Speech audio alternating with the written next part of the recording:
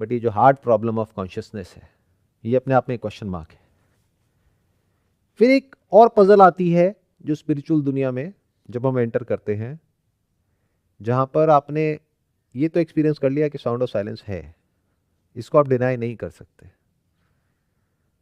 तो नथिंगनेस का कॉन्सेप्ट गया आपकी लाइफ में से, साइलेंस गया। Do you know the implication of this? Even if you want, you cannot access silence because it's not there. Nothingness is not there. Isn't it a big statement to make?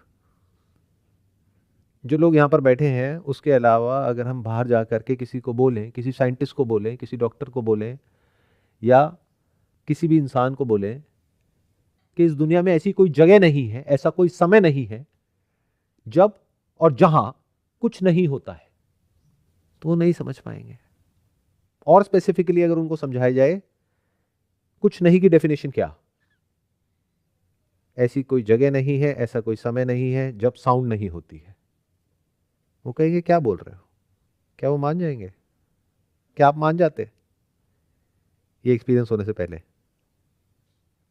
तो what is the relationship between Shiva and Shakti, between consciousness and energy, between object and subject? इन दोनों में क्या फर्क है? और क्या consciousness की वजह से ये सब कुछ होता है, यानी सब्जेक्ट करता है, या सब्जेक्ट के और ऑब्जेक्ट के मिलने से सब कुछ होता है, या ऑब्जेक्ट की वजह से सब कुछ होता है? जो भी होता है कैसे होता है? या हमारी विल पावर की वजह से सब कुछ होता है?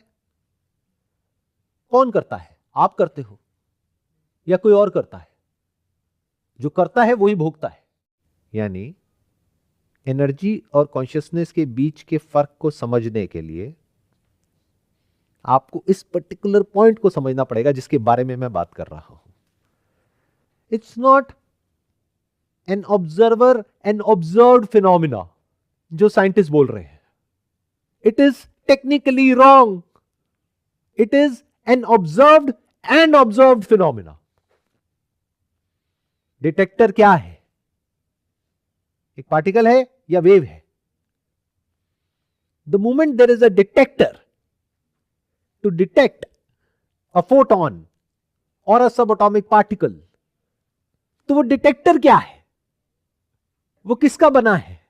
क्या वो कोई ऑब्जर्वर है जो आंखों से फोटोन को देख रहा है? क्या वहां कोई इंसान है, कोई जानवर है, कोई कॉन्शियस बीइंग है? क्या है वहां पर? वहां पर एक डिटेक्टर है। वो डिटेक्टर जो एक ऑब्जेक्ट है। तो कांटेक्ट किसके बीच में हो रहा है? क्या सब्जेक्ट और ऑब्जेक्ट के बीच में हो रहा है, जिसकी वजह से वेव पार्टिकल की जैसी अपीयर हो रही है, या ऑब्जेक्ट और ऑब्जेक्ट के बीच में हो रहा है? समझे मैंने क्या कहा?